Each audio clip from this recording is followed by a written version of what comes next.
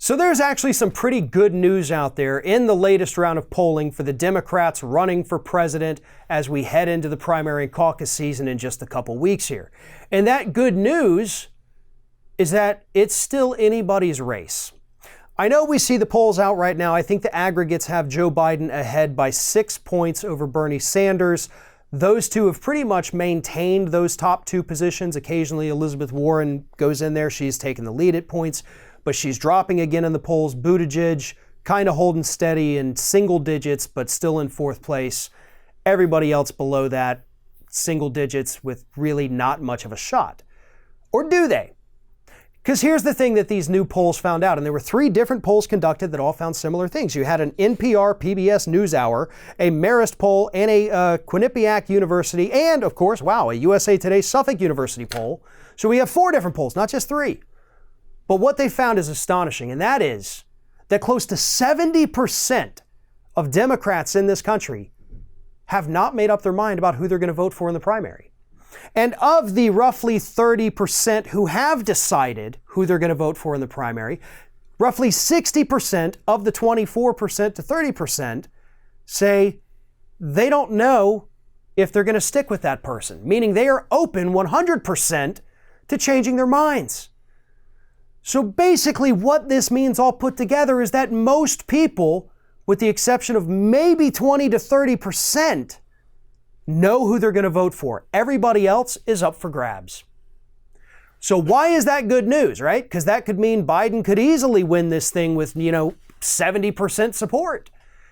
Because we have a chance right now to communicate better, to reach out to all of these undecideds and explain to them rationally, calmly, and intelligently why our candidate is the best pick. And here's how we do that. If you encounter someone who says, I support Medicare for all who want it, ask them what they pay in health insurance right now. Ask them what kind of medical bills they've had. Ask them if they or anybody they know, as Bernie Sanders has been doing on Twitter, has had to put off medical treatment because they simply couldn't afford it, even if they had insurance. Then ask them, wouldn't it be better to have a system where everybody's just covered, that there is no cost at the point of service? And if they ask, well, how are you going to pay for it?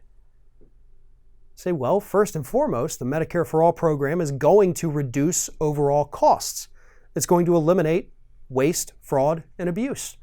We're going to cut down on administrative costs. We're going to negotiate drug prices. So automatically, the system itself is cheaper.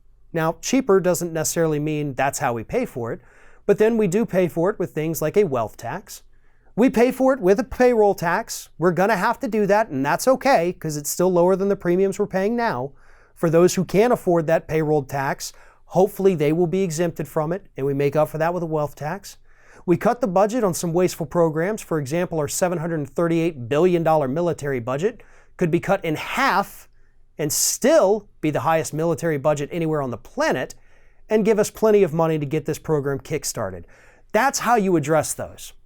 We do see a lot, and this is coming from supporters of every candidate running for president. It's not limited to just one, but people get mad. People get snarky. They yell. They try to say, you're an idiot because you don't believe this.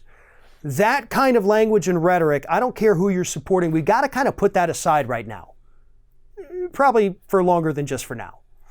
There are people out there who are reachable. There are people out there who are open. They want things to be explained. They want to get a better understanding of what's happening. And it's our job, through these videos, through social media, through interacting with people face to face, to explain to them why our candidate is the best choice for this country. Almost 70% of Democrats in this country are willing to have those conversations and listen to us. We just have to do it in a way that is not condescending or disrespectful, and that is the best way to win these people over. Thanks for watching, everybody, and don't forget, if you like what you see here, like, comment, share, and subscribe to our channel. And now you can also become a member of Ring of Fire and get exclusive early access to certain Ring of Fire videos all throughout the week. Just click on the little join button right below the video.